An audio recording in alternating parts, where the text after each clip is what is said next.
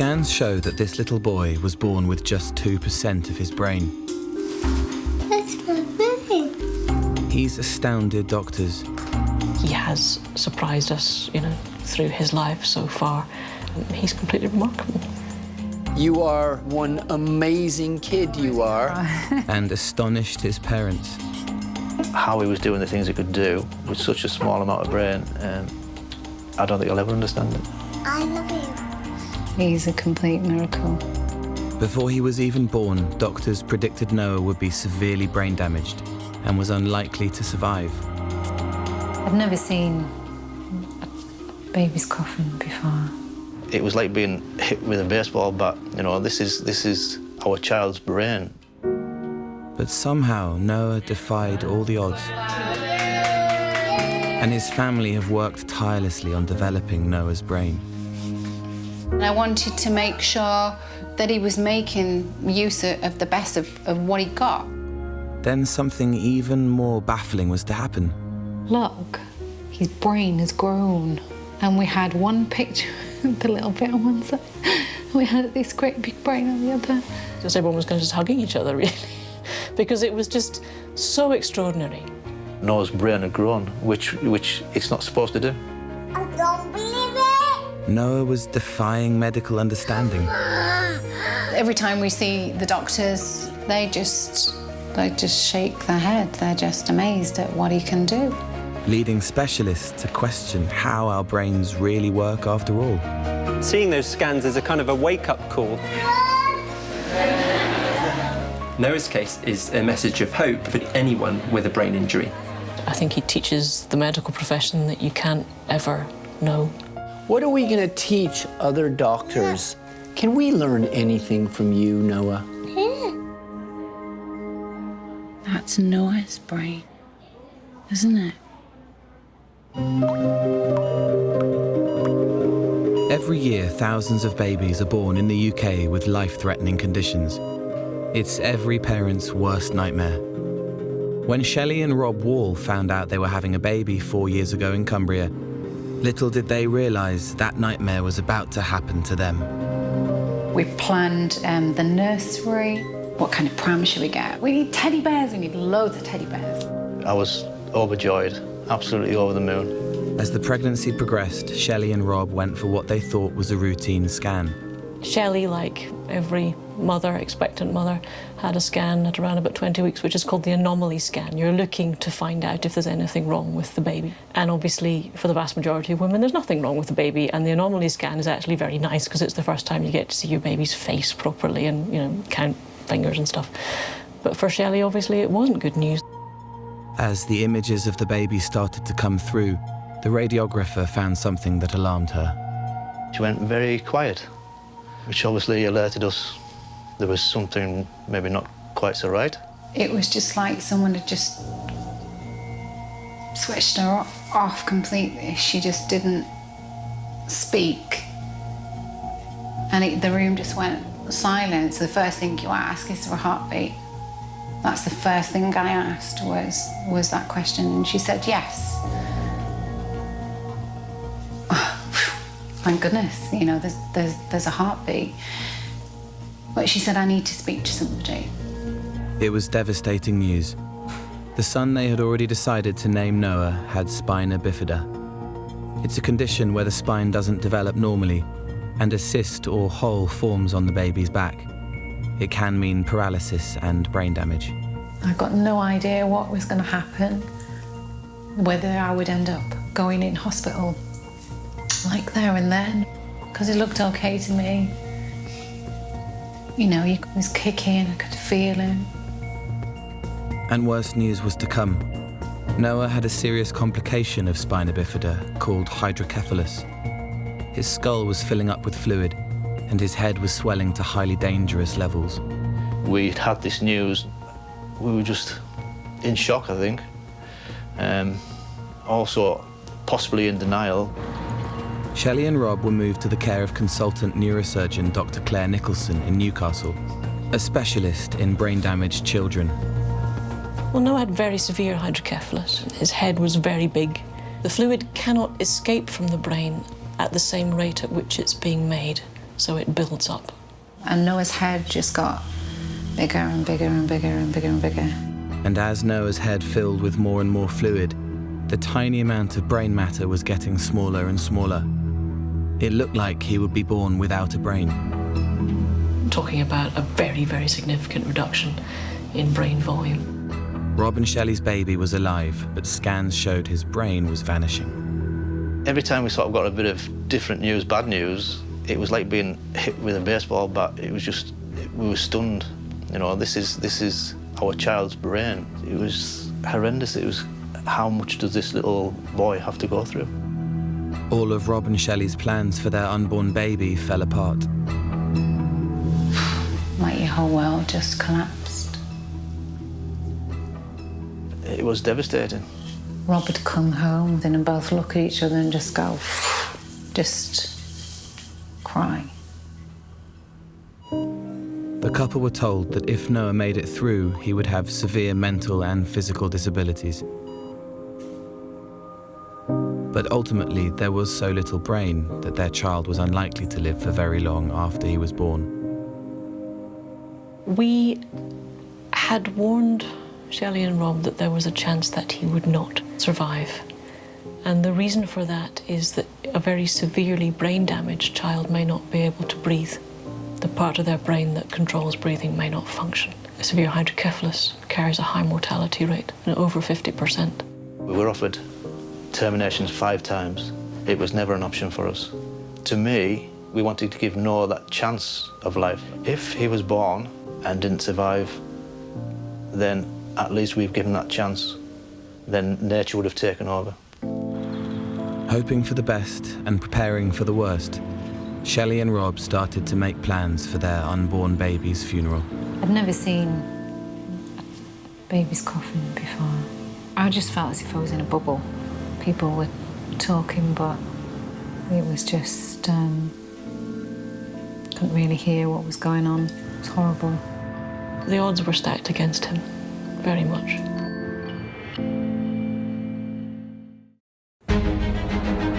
As doctors prepared for the birth of Shelley and Rob Wall's son Noah in 2012, no one was expecting the baby to survive. During the pregnancy, Noah's skull had been steadily filling with fluid. And as the fluid kept building up, what little brain remained was disappearing. Doctors needed to act fast. We were told his head had grown dangerously large. And they said, we have to get him out. And at that point, I didn't know how much brain he had. Doctors got ready to give Shelley an immediate cesarean. They didn't know if they were going to cut right the way up to basically get him out. And I said, well, that doesn't matter. Just however you need to cut to get him out really carefully.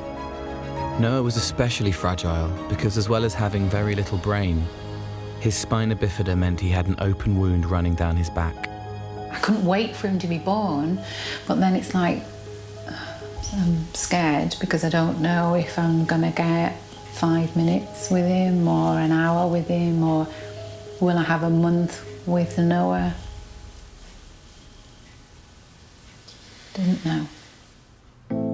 Doctors knew that without a brain, there was no way the baby could survive outside the womb. Everyone was waiting to see if Noah could even take his first breath on his own. They started the procedure, and all we heard was a scream from Noah. To us, it was a miracle that he was breathing. And I just heard Noah screech. I thought, he's here. We looked at each other, we cried. We'd been waiting so long to meet. Well, his skin was all really pulled, really tight. He had lots of like lumps and bumps where the fluid had come out through sort of the cracks of the skull. But he was just adorable. It was totally baffling to doctors how the baby was breathing for himself. But they had more pressing things to worry about. Noah needed immediate surgery to have the hole in his back caused by the spina bifida stitched up. The skin on the back is not closed properly, the nervous system is not covered, and you have to do an operation as early as you can in the baby's life, ideally on the first day or so, to close that defect. When Noah went down for his operation, we just gave him a kiss and said we'd see him when he came back. Crucially, Dr. Nicholson also needed to protect what remained of Noah's brain. She immediately decided that his only chance of continued life would be a shunt, a drain that is inserted into the brain to siphon off the fluid. It's like a little hole in the actual skull, and it's a little valve, and the tube is attached. You can actually see it on his skin. It goes down here and into his abdomen, so the fluid, we see, comes out naturally.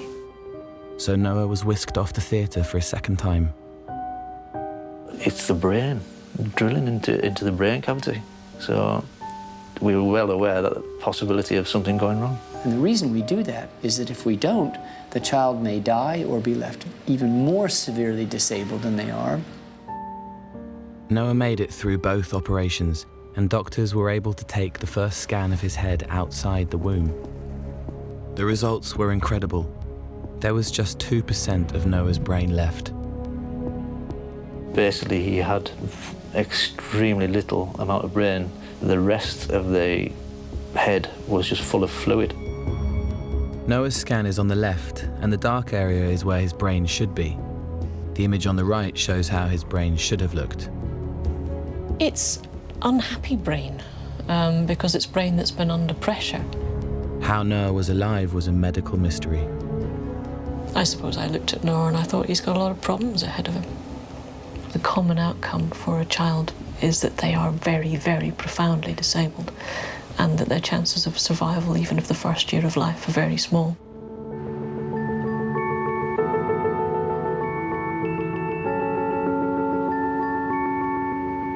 Despite having everything stacked against him, Noah is now 3 years old. Ready? It's ready. Noah's egg. And from birth has astounded doctors and his family with what he can do, despite being born apparently with no brain. What a clever boy. No, Mummy, how you drink?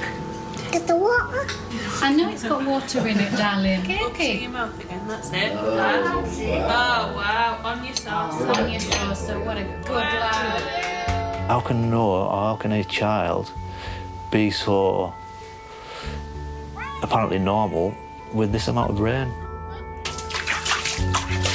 Noah is paralysed from the chest down because of his spina bifida, but his development has left everyone stunned.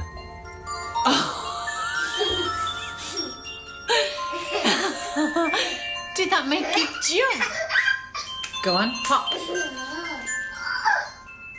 Do you know which is your left and your right, Noah? Which is your right hand? This one. Good boy. Which is your left hand? This one. Good boy. Even his neurosurgeon, Dr. Claire Nicholson, was taken aback by what Noah could do. The computer skills was one of the main ones. I remember thinking that you could use an iPad better than I could. I don't believe it. I don't believe it either. We used to go la la la la la la la, and he would come back, repeat that to us. So just that communication there was absolutely incredible.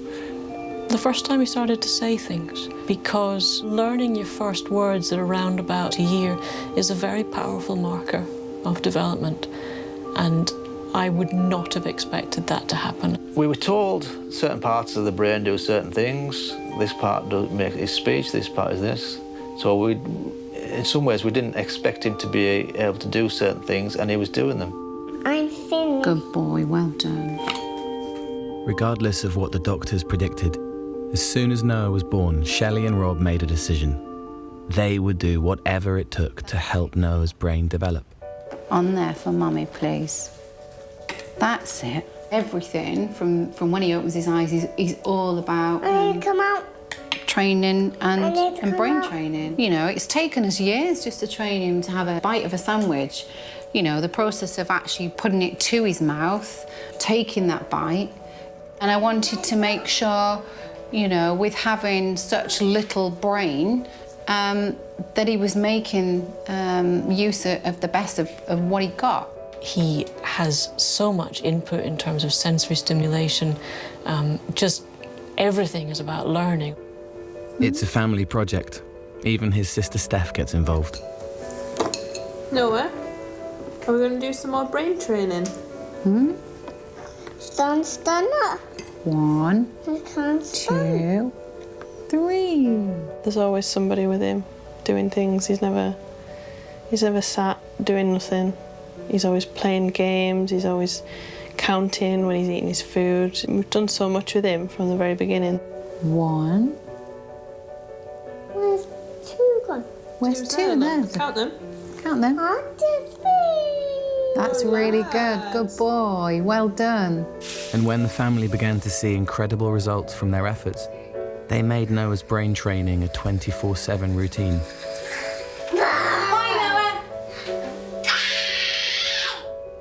I mean, we don't go out. We don't. Every day is just revolved around Noah and what he does.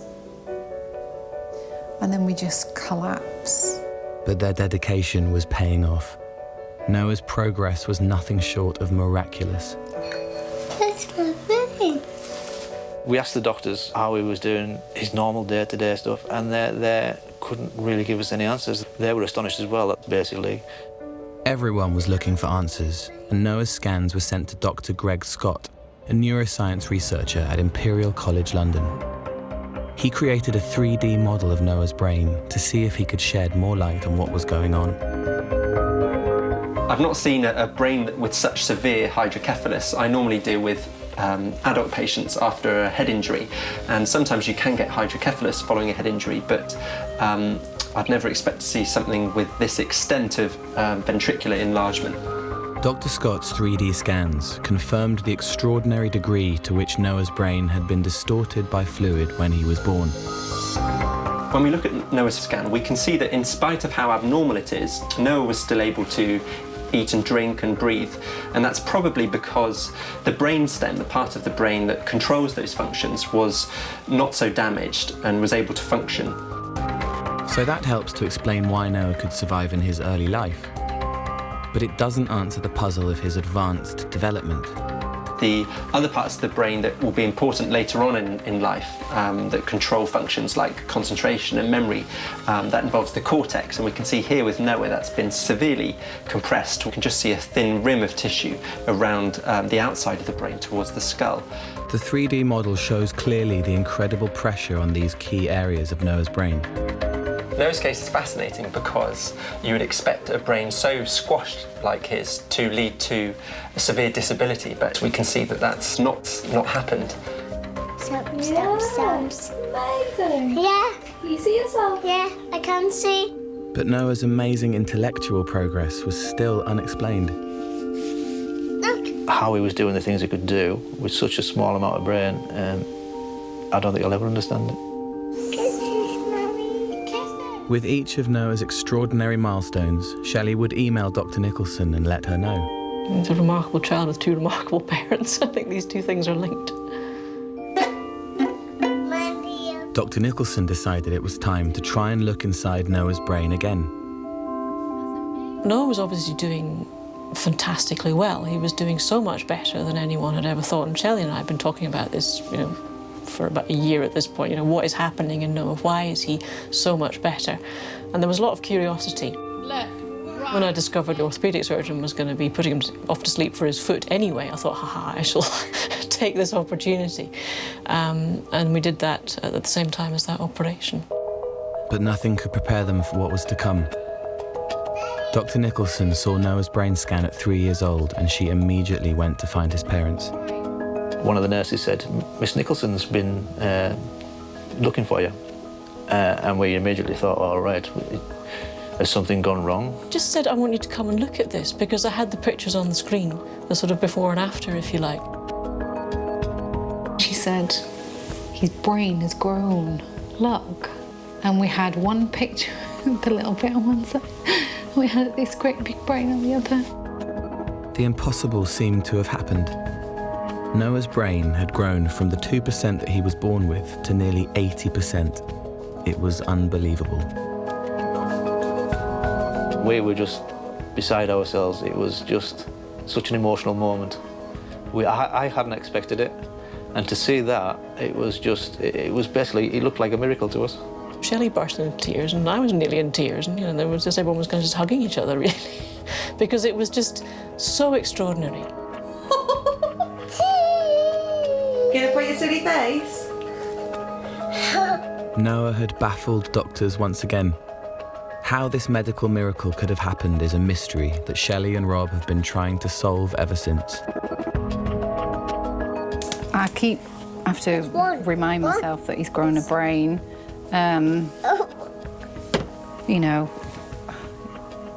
He's grown a brain.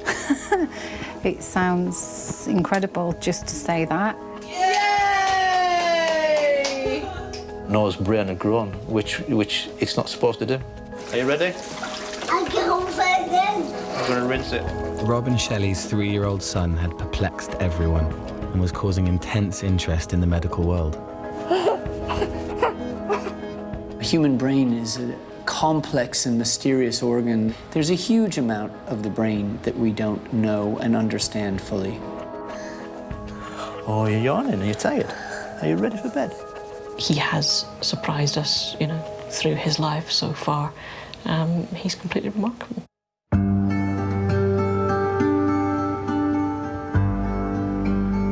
Three-year-old Noah has spina bifida and is paralysed from the chest down. But it's his brain that is a total mystery. Every time we see the doctors, they just shake their head. They're just amazed at what he can do. I'm gonna get him. Come on then. Against all odds, he survived being born with just 2% of his brain. And then he astounded doctors further when it appeared to grow back. See? Yeah, wow. It's looking a bit funny. Does it look funny? Yeah. Today, Shelley, Rob, Noah and his sister Steph are leaving their home in Cumbria to go to London to meet neurological researcher Dr. Greg Scott in person.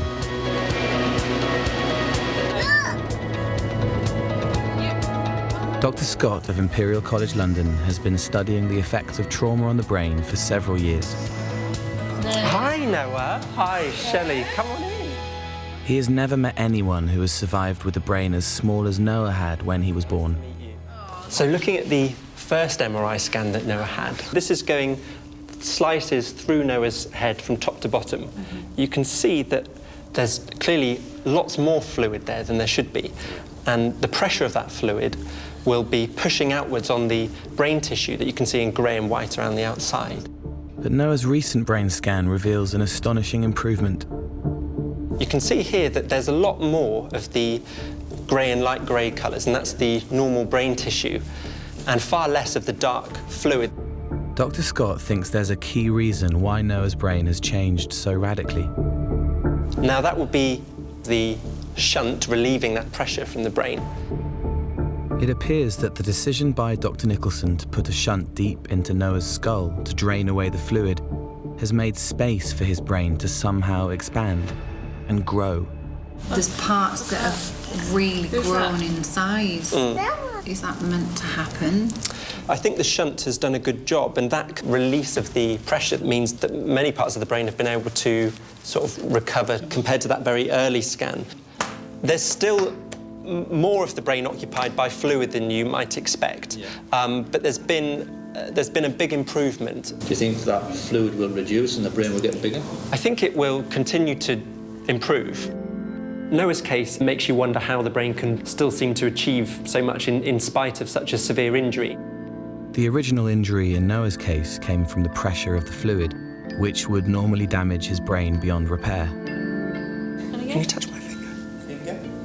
And go back and forth. But his brain expanding still doesn't explain why he can do the things he can. Should we have a high 10?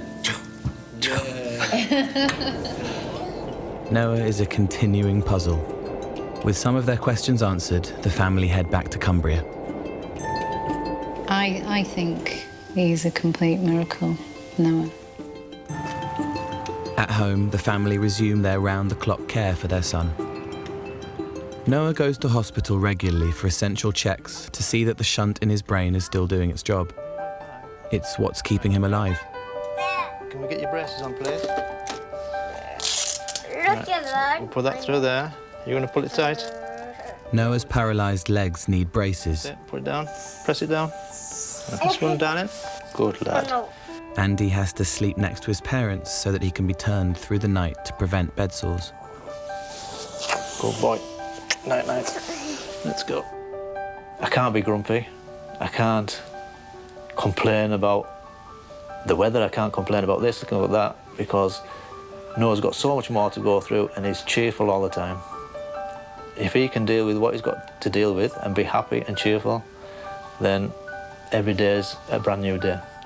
And every day starts with Noah's routines. You're so strong, Noah. Look at my back. Yeah, we're having a look. This is Noah's spina bifida, isn't it? So all that's what the scar is. Miss Nicholson's actually put every single layer of skin back together. We'll give you a really good stretch, shall we? There we go. So this one here doesn't actually straighten, so we have to just help it a little bit.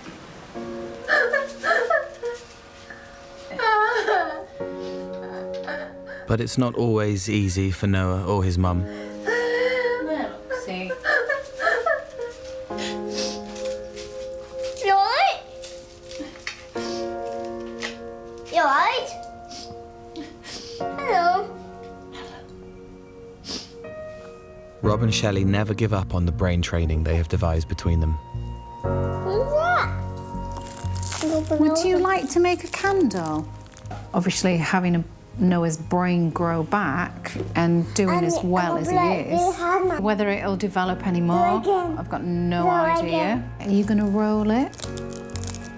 That's awesome. You made that. But there are still unanswered questions about why Noah isn't brain damaged. We're not medical people. We don't. You read medical textbooks, you can't understand half of it. We're by no means experts, but we may be experts with Noah. So we know what he's capable of, we know where he's come from and what he can do. I love you. I love you, my darling, thank you. Nearly 200 miles away in Hull, 6-year-old Jake Gladstone is starting another day at his local primary school. Jake had a bigger brain than Noah at birth, but he had severe neurological problems of his own. Could Jake's progress hold clues to the future for Noah if he continues to improve? Everything was fine. Pregnancy was perfectly normal. He was all right when he was born. And after about 3 or 4 weeks, I noticed that he wasn't turning to the right and he wasn't using his right hand for anything in the cot. He was using his left hand to grab hold of things on the cot side, but not his right. He had an MRI when he was 6 months old, and they found that quite a large amount of the left-hand side of his brain is missing. Let's use your brain and let's get you to choose another colour. I think it's light blue next. A light blue next, okay then. It looks as if he had an in utero stroke, which damaged a very large part of the left side of his brain and has left a large area of what we call cystic encephalomalacia, which is a large cystic area. There's no brain there where that dead brain was, has all gone, and it's just fluid now. Maybe you can finish colouring that in later.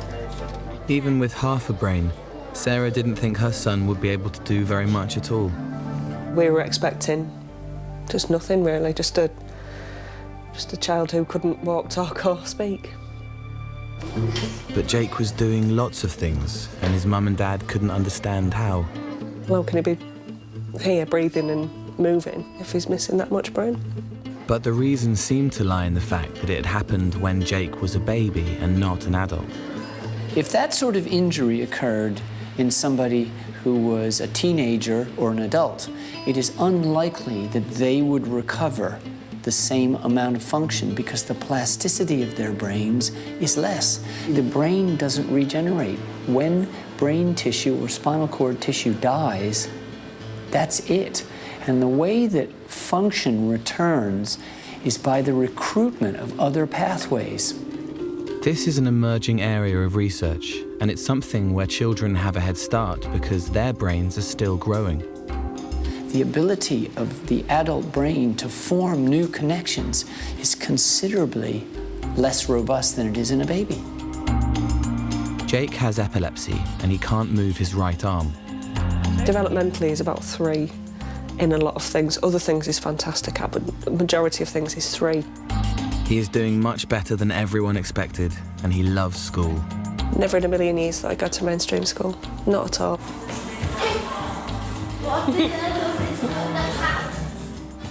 One of the things that we see in children like Jake, that plasticity has resulted in the movement of the functions to the non-damaged half of the brain. That's pretty amazing.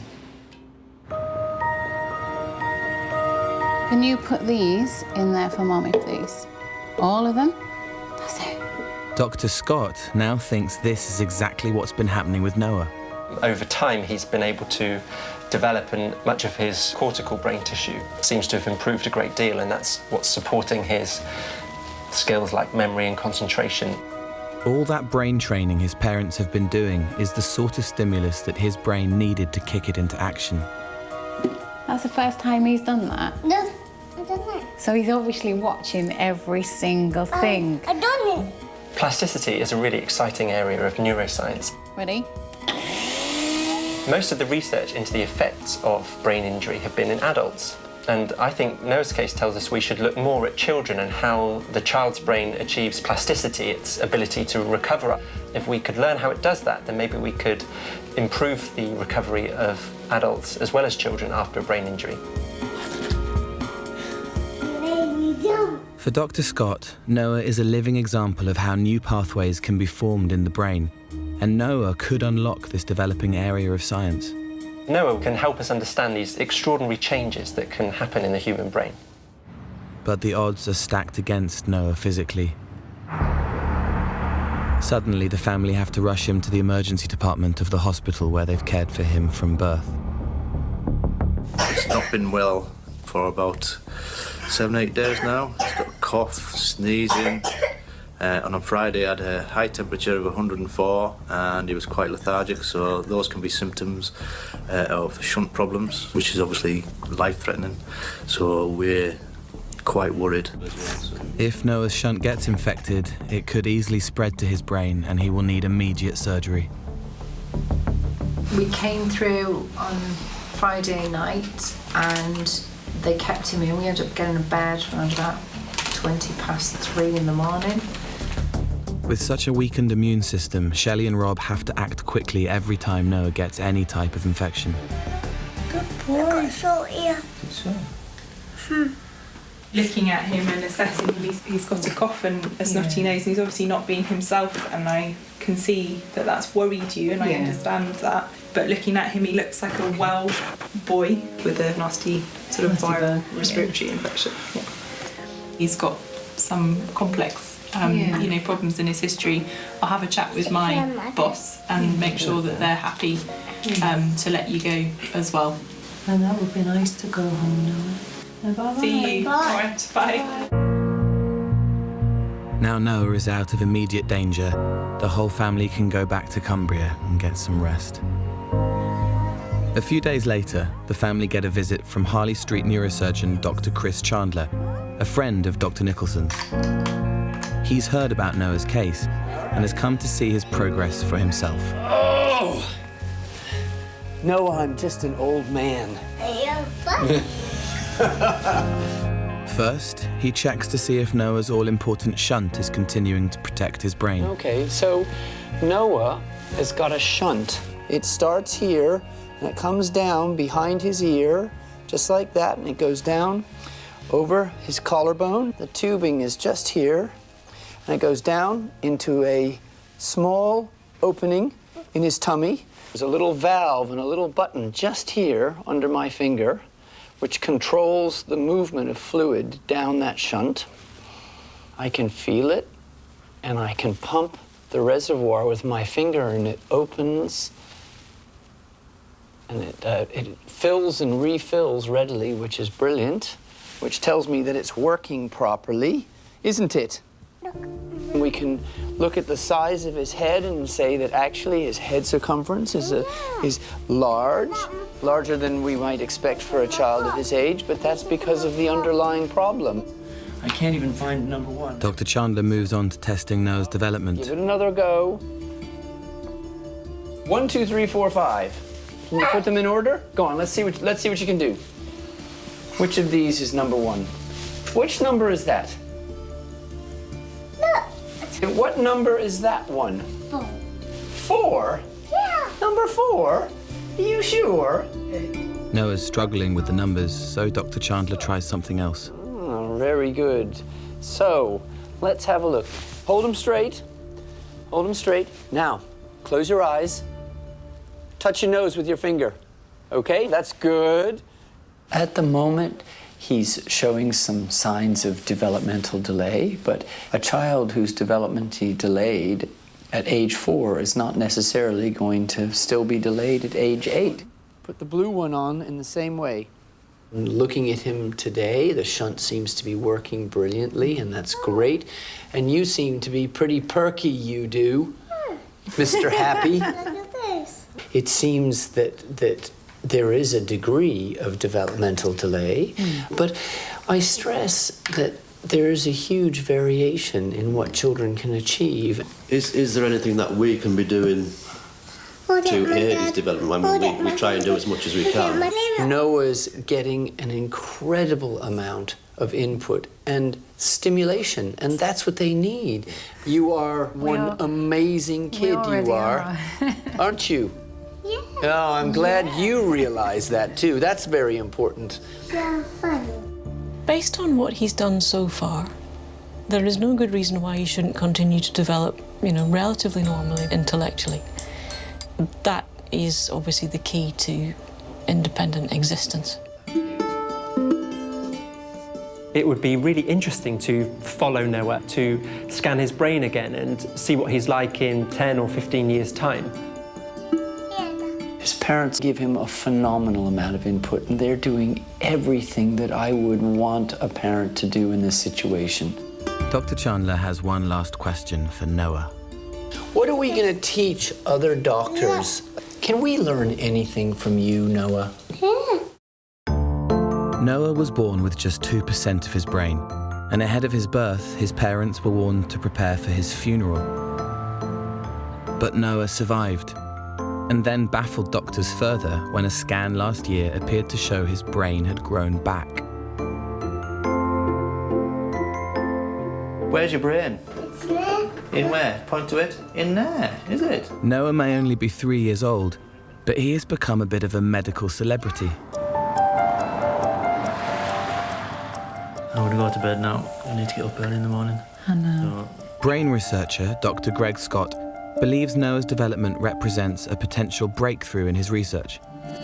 So he's asked Shelley to London to give a talk about Noah's unique brain to a conference of neuroscience students. I'm looking forward to seeing Greg tomorrow, and I'm sure Noah will be as well. He really liked Hiya, Greg. So yeah, I'm looking forward to that. I'm looking forward to actually just going and speaking to everybody. A bit nervous really, but we'll just have to wait and see.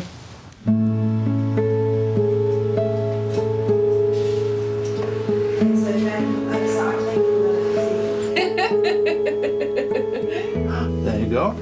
Wow. Good dude. Everyone is excited about Shelley's presentation, This is my brain. and his sister Steph is getting Noah ready for his big audience.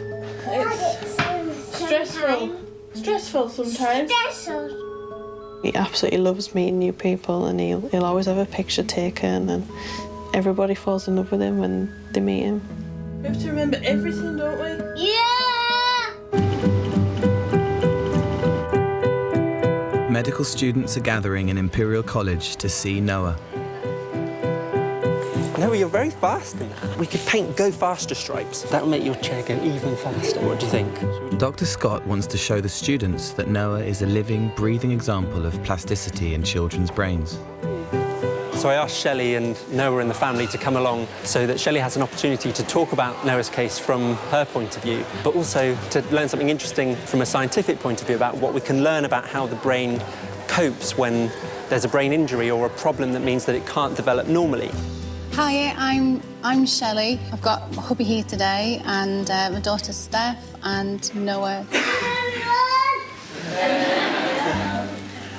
So I'm a medical doctor, and like you all here, my passion is neuroscience. It seems we know pretty much how every other organ in the body works, but the brain in all its complexity is still very much of a mystery. I think Noah teaches a lot of people a lot of things. I think he teaches the medical profession that you can't ever know. Doesn't matter how many statistics you throw at something, you can't predict. From day one, he's come on so much. He signed milk at 6 months old. He actually used a wheelchair at the age of 1 year old. He said "la" for didn't you? At the end. Yeah, it's no big deal, Mum. So that was so funny. Now we've gone on to having full conversations with him, and life has never been the same since. I can tell you, every day is an amazing day to spend with Noah.